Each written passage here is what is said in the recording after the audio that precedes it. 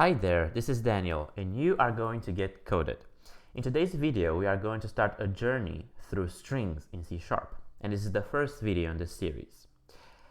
On the left side, you can see a tutorial, and I'm going through this tutorial, and afterwards, I'm going to write some code in Visual Studio. So let's begin. Strings in C#. Usage. This is how we store text in C#. So, if you want to store, if you want to store and manipulate afterwards pieces of text, you need to use strings. And whenever you think about strings, you need to think about sequence of characters. In C#, you can store one specific character inside a variable called char, so C-H-A-R or char, depending how you want to say it. That specific variable can hold only one character.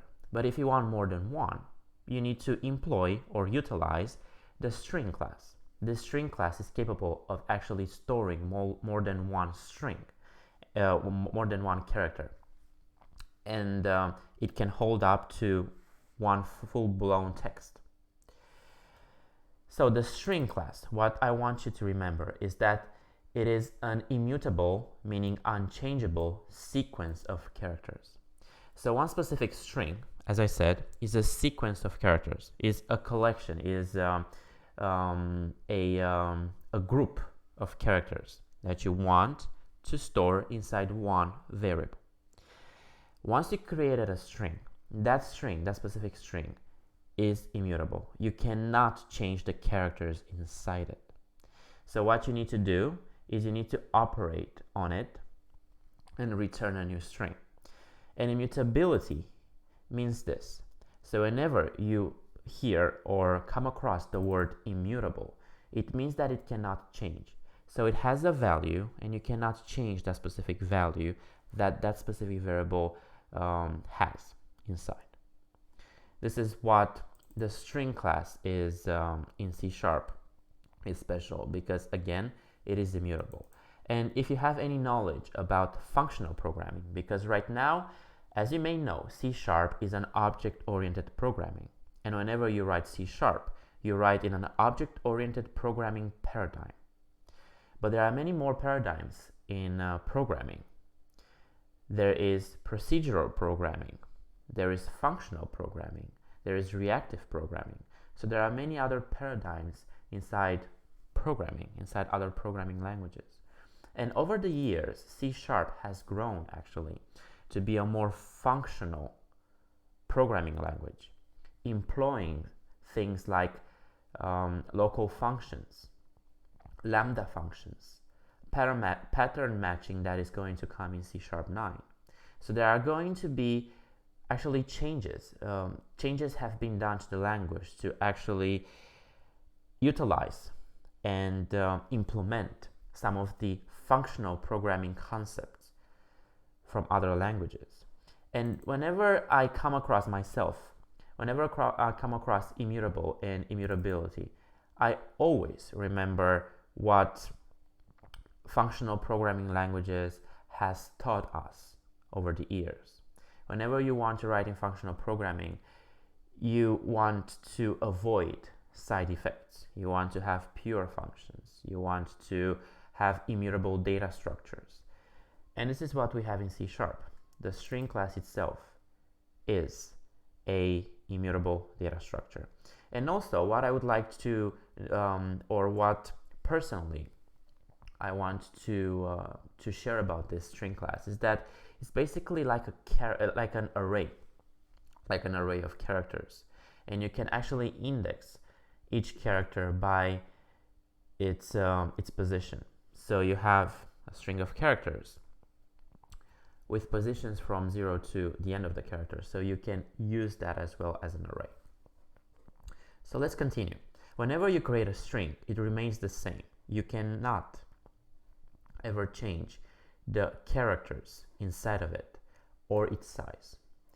So once you create a string, you cannot change, again, the characters inside. You cannot modify the string itself or its size. You cannot create or you cannot add more to it.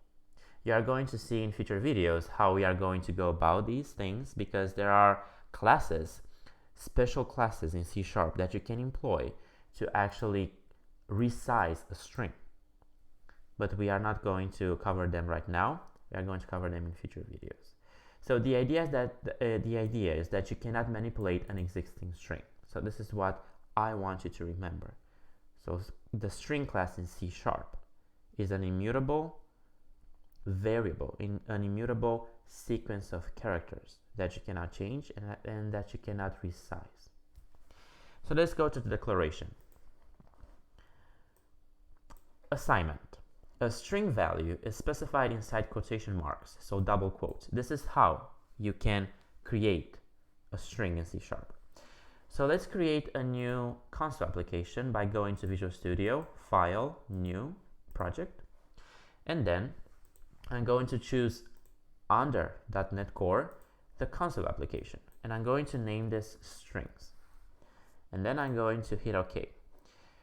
This is going to create a simple console application called strings, and here it is. And this console application just prints out the string hello world to the screen, or rather to the console. Let's try to run this, and you can see nothing because we forgot to actually keep the console open. So we can do that by saying console.readKey, and whenever we write something like this, this is going to wait. So the execution of the program is going to wait until we press a key. Once the key is pressed, the execution of the program continues, and because we don't have any other statements to execute after this one, the program ends. So if I'm going to run this again, you can see that hello world is displayed to the console, and if I press enter, this is going to terminate my application. So let's create a string. As I said, a string is created by using the quotation marks, so the double quotes, and then you can write your characters, your sequence of characters inside these quotation marks. So let's do that. Also, we have a string already created. You can see that hello world is a string that we want to display to the console. The string right here is defined by using the quotation marks, so the start and the end of the string, and then everything you have inside the string, all the characters, represent the value of that specific string. Right now this is just a value. We don't have a variable actually that holds this. We just display it to the console. But also we can store this inside a variable. So let's do that. There are a couple of ways, and let me try to manually do this, and afterwards how to do this automatically through Visual Studio, because Visual Studio is an IDE that has several features, and because we are using it, why not using, or rather utilizing, all the capabilities of this specific IDE. So let's try to create a variable, and I'm going to name this variable message. You can either use the var keyword to create a new variable, or you can define the type. For now, let's use the var keyword. Var message, I'm going to name this variable message, and this message is going to hold a value, the value of hello world, and I'm going to put it inside. You can see that I have a green squiggly line underneath, and it says that the variable message is assigned. We did right here. So whenever you have the equal sign, it means that we have an assignment, as you can see over here. So equal sign is the assignment operator, and you use this equal sign to assign, or rather attribute or set a specific value to a variable. So we have a variable that we define with a type and a name. Then we have the equal sign, which is the assignment operator, and this equal sign wants or waits for the value that it has to assign to this specific variable. In our case, it is hello world as a string. Then we can just use it. Right now it's not used. This is why we have a red squiggly line underneath, because we never use this variable. So we want to use this variable over here. I want to print to the console this specific message. If I'm going to run this application right now, you can see that I have the exact same message as before. We have hello world displayed to the console. But right now the difference is that hello world is not just put inside, it's not just a value that you just print to the screen, and it's not just a value that you pass to a method, because writeLine is a method from the console class, but you put it inside a message variable, and you can use it many times. Because previously, if I go into undo, you see that this hello world is used only here. But if I'm going, let me try to comment this by pressing Control C. Doesn't work. Control K. I forgot how to comment a piece of code. Yeah, I forgot how to comment a piece of code. I don't know why. So, never mind. What I was trying to say is that this specific string right here is used only once, and it makes sense. But if we are going to print this multiple times, we don't want to do something like this. We don't want to repeat this string over and over again. We want to assign this to a variable and use that variable that points to this specific value. So this is what we can do here. We can extract this string, we can assign it to a variable, and then we can use this variable instead. And I can put it inside here.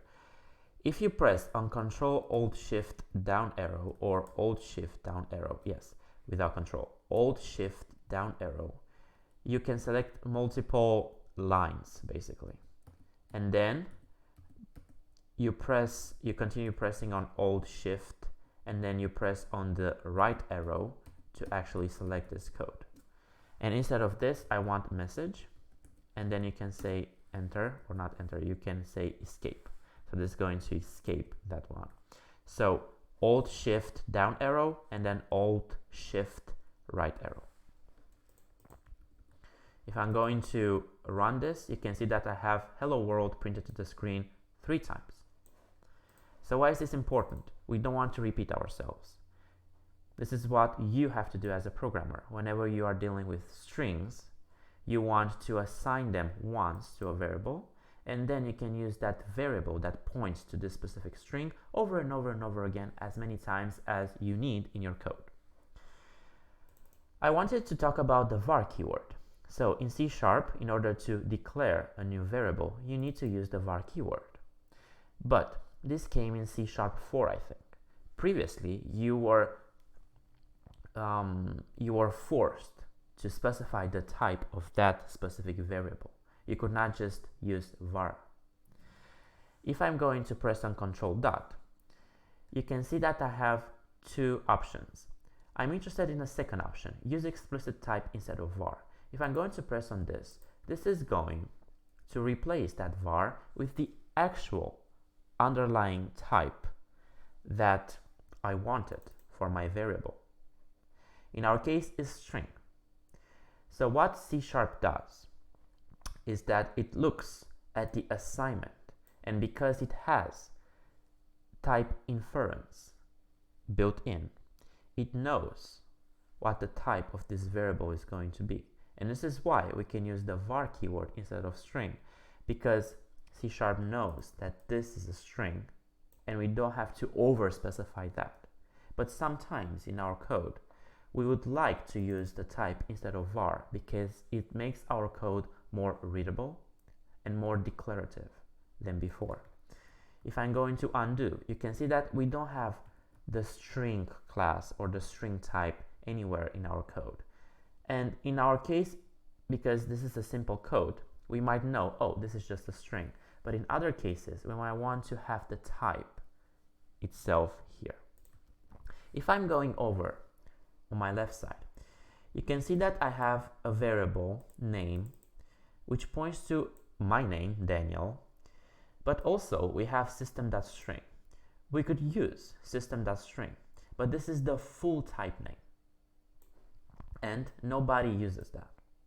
We can use the alias instead, which is the string. So this alias that you see right here and that you see in the code is an alias, is an alternative for the fully typed name that you see here.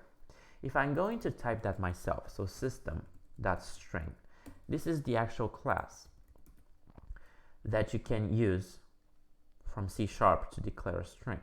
If I'm going to the definition of this by right-clicking on the string class and then go to definition, this right here is the code from the .NET framework written in C# for the string class. And you can see this string class has a plethora, a multitude of methods inside. And we are going over these methods in future videos. This is what I'm trying to teach in this series, how to use the string class in C#. But right now we just declare a string and we just talk a little bit about it. But as we go through these videos, I'm going one by one to talk about the length, the concat, the join, and all these methods and how you can use them inside C#. But as of now, I'm going back. But you can see that our code here has turned light gray, and you can see that the name can be simplified. If we press on Control Dot again to open the IntelliSense, you can see that the first option says that we can simplify the name. And again, this name is just the full type name, and sometimes we don't need that. Whenever we have an alias, we can use that alias instead of system.string, instead of the fully typed name. So I'm going to click on that, and you can see this turned to string again. Let's try to declare this name variable, string name equals name, and you can put your own name here. And you can see again I have the green squiggly line, meaning that I cannot, or I have not used a variable so far. And then I'm going to say Control W and then tab, and then name. I want to print my own name to the screen. So let's try to see. I have these three strings being printed by these statements over here, and then I have my own name, which is this one, printed to the screen. Awesome. Let's continue on. We can also use, as I said, the var keyword, but again, it depends on the code. Sometimes it makes sense to use the var keyword, and you can do that by Control Dot, and you can replace with implicit type. So this is the implicit type that the type inference in C# can attribute to your variable, and you can use var. Both ways are fully functional. They work the same. The only difference is that for you as a programmer, there is a difference in syntax, and there's a difference in the clarity of the code. So it depends how you want to go about it. Personally, for this specific case, I would use var, but because we want to learn and we want to get accustomed to a more formal way of coding, I would like to just keep it string for now. Let's move on. We can initialize a string with an empty value or with the literal String.Empty. So as of now, we created two variables, one called message and one called name. Both of these variables point to a string. This message points to this one, so we have a value for the string, and my name points to Daniel. But we might want to create strings that point to an empty string. We might not know the value so far. Maybe we would have, like, I don't know, string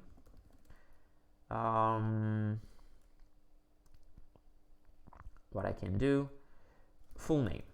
Maybe I don't know my full name yet, or maybe you are creating an application that asks for the first name and the last name, and so far the user has not entered the full name. So how can you go about it? You can declare a full name variable, and you can assign it to an empty string. You can either use empty quotation marks, as you saw here, so this is an empty value for the string, or more preferably, you can use the literal String.Empty that is built in C#. This is prone to errors, and it doesn't look that nice. It doesn't look as a professional code, as a professional piece of code. I would like to just give a brief introduction about the magic strings in C#. Whenever you see red text or text being highlighted with this dark red, it means that you are dealing with a string, and you want to pay attention to these magic strings, because throughout your code you might modify the values of these strings. As I said, they are immutable indeed, but I'm not saying modifying it through the code, so programmatically. Maybe you want to use the string again, and you forgot that you assign it to a variable, and then you display it here, and then you don't put the exclamation point, and then you have a mismatch. So this is prone to errors because it's difficult to keep track of these strings like this. This is why we want to put them inside the variable and only use that specific variable. So these are magic strings because they should not just be in your code just like this. What you would want to go about or how you want to go about these strings is that you want to create outside your method constant instance fields. And instance fields are variables basically, but they are not just variables, they are variables inside a specific class. So whenever you declare a variable, a private variable inside a class, so outside the method, so this is your method. This is a method because we have curly braces and we have the parentheses. So this is a method inside the program class. If I want to declare a variable outside, this is just a variable inside the method. But if I want to put it here, this is going to transform into an instance field.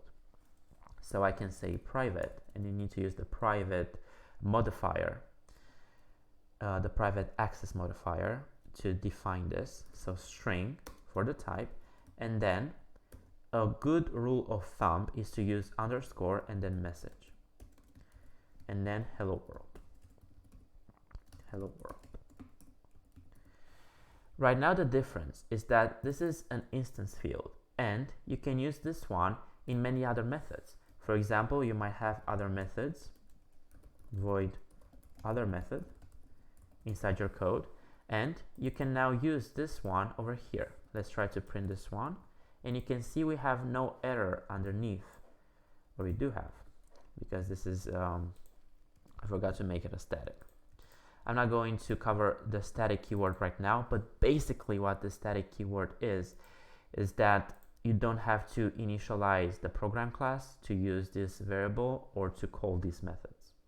And because this void here was static, this method should have, this instance field should have been static too in order to use it inside this one. But back to my explanation. The message itself here, you can see that it is defined outside the method. This variable is only visible inside this one. So if I'm going to use it inside this other method, it's unavailable. You have a red squiggly line, meaning that the type or namespace for this message could not be found, because this was defined in this method. So the scope, this is what you have to remember in programming. You have a scope. Whenever you declare a method or a function, this method has a scope inside the curly braces, and all the variables are visible and are actually usable inside the scope. Once the code is executed and it terminates the method, these variables are do not exist anymore, and you cannot use them anymore. Meaning you cannot use them inside this method. In order to do that, you have to extract this variable. If you want to use it inside another method, you have to extract this variable and you have to put it outside, because we are dealing with object-oriented programming and with classes. When you extract this method and you put it outside, this becomes an instance field. This is just a name for a variable inside a class. Just as I said previously, in object-oriented programming, there is no difference between a function and a method. It's just a naming convention. This is the same for these variables and instance fields. There's just a naming convention. But what is different, what you have to do in order to declare an instance field, you need to define a private modifier, an access modifier. You cannot use private here because these are kind of private by default. These are only scoped here, and you can see C# just, or Visual Studio, made a lot of errors in our code because you cannot use the private access modifier inside a method. You can only use it inside a class. You use it to define an instance field or a method or a property. So the access modifiers, private or public or protected or sealed, all of these access modifiers are used for members, for defining members in a class. And there are basically 5 different members that you can use inside, or that you can declare inside a class. You have instance fields, you have properties, you have constructors, you have methods, and you have events. So these 5, if I'm not mistaken. What is also important to remember is that whenever you extract a variable and you put it inside an instance field, it is a good practice to prepend the name of that one with an underscore. This is going to make your code more readable. We could have used just message like this, but you might have some problems inside your code. You can see that right now here, this points to the message variable here and doesn't point to this one. In order to point to this one, you need to use this dot. I hope this is going to work like that. No, in order to point to that one, you need to use program.message. Does this work? Yes. This is a message, and you can use this one because it's a static. Again, whenever you want to access a static, either be it a property, an instance field, or a method, you need to use the class without initializing it. You need to put the dot, and then this is going to provide you with the static methods or the static properties that you can use. Even though this is private right now, we can access it because we are inside that specific class. So the private modifier allows us to call or to use properties or instance fields inside that specific class. Outside it, they are not visible. And this is why we might use public instead of private. But that's outside of this specific video. Again, these might seem complicated things, but this is what I would like to do in my videos. I have one concept that I have to explain, but also I want to teach you a little bit more so that you have a better understanding and a thorough understanding of the code that you write. Even though it's a little bit complicated right now, I'm going to go over these over and over and over and over again in my future videos, so you are going to understand them. Because sometimes you might look at private or public or static and you might be like, oh my god. But to just give you an understanding, I can just explain them now, even though I'm teaching some strings. So let's go back. As I said, in order to extract a variable and use it outside, you need to declare an instance field, and then you can use it all over again. But where I started this conversation is I started by saying about, or by talking about, magic strings. And this is a better way of actually dealing with magic strings. Also, you can see that I have a pair of, or rather a sequence of 3 dots underneath my message instance field. If I'm going to press Ctrl dot, you can see that it prompts us to use the read-only modifier. And this read-only modifier is useful because it says that whenever you use the read-only modifier, you cannot basically change this message variable. Also, we could have used constant. So we could have done something like this. And right now, this constant variable cannot be reassigned because this is a constant. So there are several ways. Either you use constant or you use static read-only. Because we are dealing with a string, I would have preferred the const modifier instead of these two. This is more declarative. But for now, let's try to roll back. So what I explained was the usage of magic strings. So you want to put them outside, and then you can use them, for example, like this, and you can use this message all over again. Let me try to remove the other method declaration. And I was explaining the empty value. So again, this is a magic string. It's not professional to write or actually assign this value. So you want to use the String.Empty. This is built in C#. It has the exact same value as this one, but it doesn't use the magic strings. It doesn't use the quotation marks, and it makes your code clearer, and you rely on an actual implementation that is built in C# rather than your own value. If I'm going to go to definition of this empty, it is a static read-only, and you can see that it represents the empty string. The field is also read-only, so it's just a static read-only string empty value that you can assign to your variable. And this is what we did here. Let's continue on. Empty strings. We could have used quotation mark to signify an empty string, but you can use String.Empty, which is more elegant. And this is what I want you to understand. The code is the same. It has the same value inside full name. It has just an empty string, but the code is more elegant because you rely on an already implemented property instead of a value.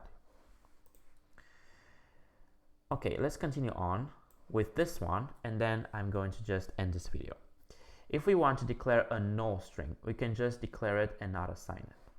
So as of now, we declared a message variable that we actually point to this instance field. Let's try to roll back and use this message over here. So we have two variables of type string that have a value. So each one has a value. The message variable has the hello world value. The name variable has the Daniel value.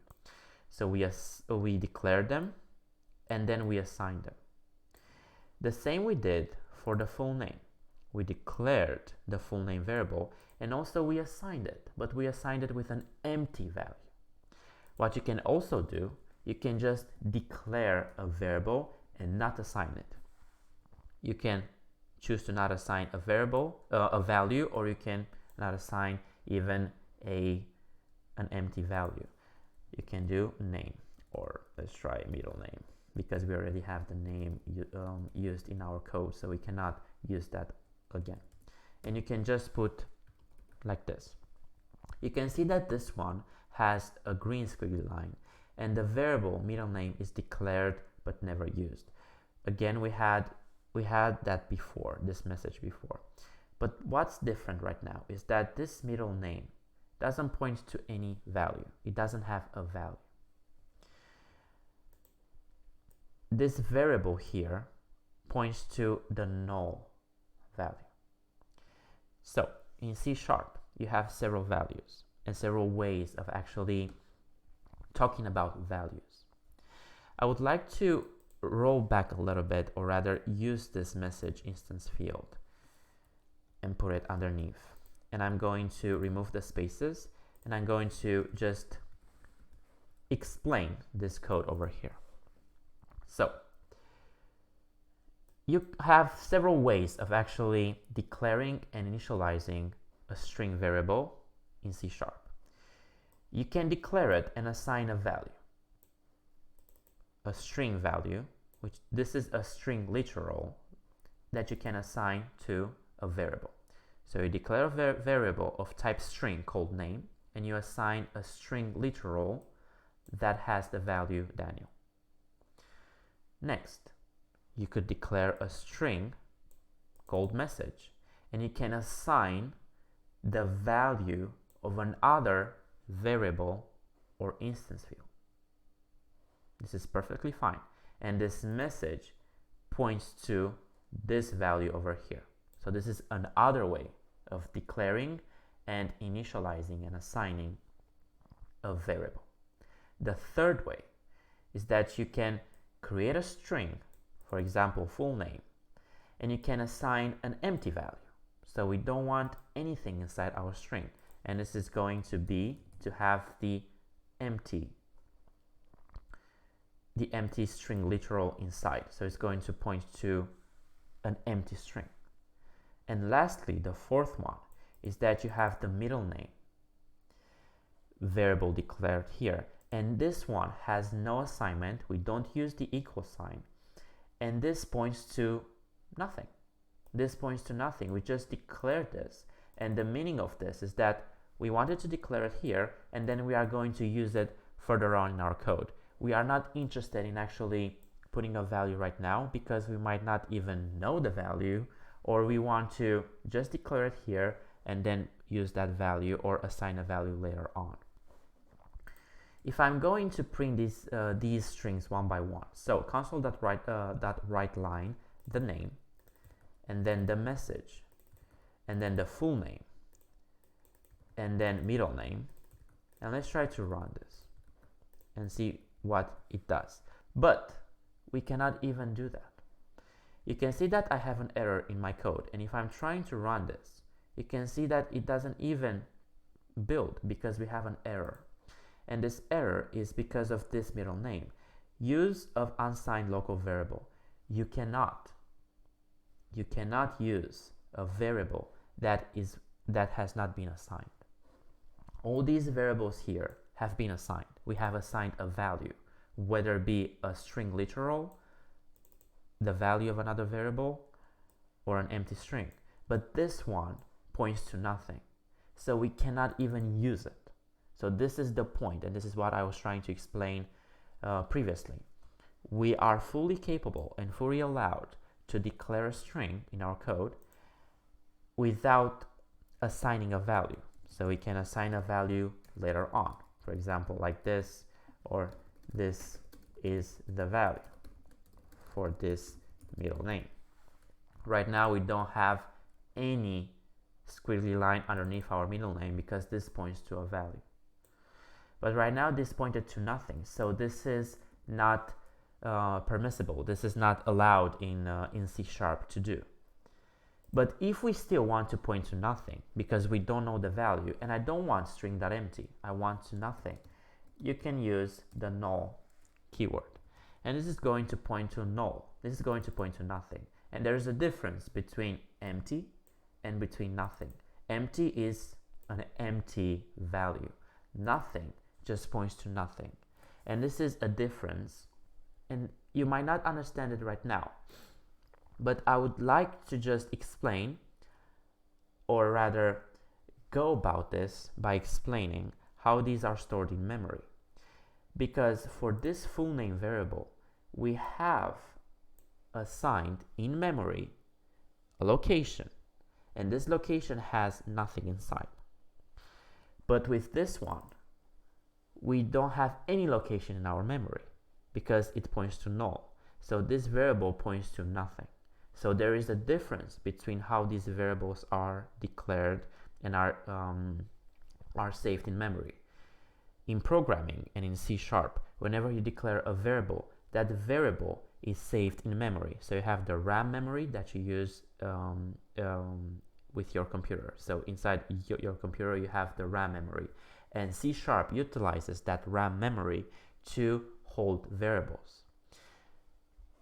This line 13, we define a specific location inside our memory, our RAM memory, that has an empty value. But with this one, this points to nothing inside our RAM memory because it points to null. If I'm going to run this specific piece of code, you can see that it prints Daniel, hello world, which is the value of this message. Then it points String.Empty, prints String.Empty, and then it prints again nothing. So you are not going to actually see null being printed. It doesn't like print null because it's not a string. It just prints nothing. So you might be confused by, oh, both of these have the same value. Not really. They don't have the same value. One of them has a value, the other one doesn't even have a value. This is just null. And again, you might want to have something like this, because later on in your code, you might actually assign a value to this one, or you might call another class dot a method, and this method is going to return a value for your string. So this is why you might use this one. Let's try to read the warning. Notice that this time we use string and not var. It is impossible to use var when you don't assign a value. The compiler cannot infer the type. So if we are going to just use var over here, you can see that this one is an error. This specific line generates an error because you cannot assign null to an implicitly typed variable. So right now this is an implicitly typed variable because we are using the var keyword. As I said, C# has type inference, but because we have null, it doesn't know what type it is. It is null. It's not a string, it's not a class, it's not an integer. What is it? If you want to go about this, you are forced to specify the type. And the same goes with not assigning a value. You cannot just do something like this. C# doesn't know, like, what is this? You know, like, what type is this? If you want to use the var keyword, you need to have assignment after the declaration. And this is the declaration. If you don't provide an assignment, then you are forced to specify the type, as I wrote in my warning over here. And right now I have again the error because this has to point to null because we want to use it inside this specific method call writeLine to print it to the screen. So this was the first video about strings in C#. I know it might seem a little bit complicated in the beginning because I tried to integrate more to this. So the difference is between assigning a literal string and assigning a value from another variable, and the difference between empty and null. Again, the difference is that they point to, one of them has an address in memory, the other one doesn't have anything. So even though you see in the console empty for both, there's a difference. And basically how to declare it and how to assign a string in C#. And again, please remember this string over here is an immutable value, meaning you cannot change it. So once you declare it, this variable here cannot be changed. So there are actually other things, other classes that you can utilize called string builder. So that is a specific class that you can use in C#, and that string builder actually knows how to append a string and not create a new one. But we are going to cover that in a future video. So I hope you liked this video. I hope you learned something interesting, and I will see you guys in the next one. Bye.